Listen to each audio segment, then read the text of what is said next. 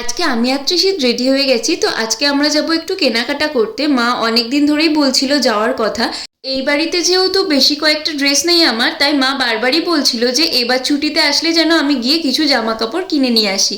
তো সেই জন্য আমি আরও বেরিয়ে পড়লাম। আর এই দিনকে এত গরম পড়েছিল না, কি বলবো। তো প্রথমে গিয়ে আমি কিছু বাড়ি পরার জন্য শর্টস দেখছিলাম, আর এগুলো সবই বিয়ের আগে না ট্রায়াল দিয়ে কিনেছিলাম, আর যেগুলো পরে আমার একদমই ফিটিংস হচ্ছিল না।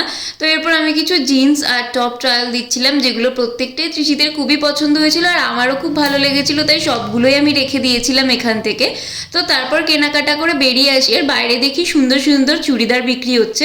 তো এখান থেকে একটা চুড়িদারও কিনে নিলাম। তারপর মায়ের জন্যও কিছু জিনিস কেনাকাটা করে নিলাম। আর এত গরম পড়ছিল যে একটু লস্যি খেয়ে নিলাম। তো সবার লাস্টে গেছিলাম জুতোর দোকানে, একজোড়া জুতো কিনলাম, যেটা আমার খুব পছন্দ হয়ে গেছিল।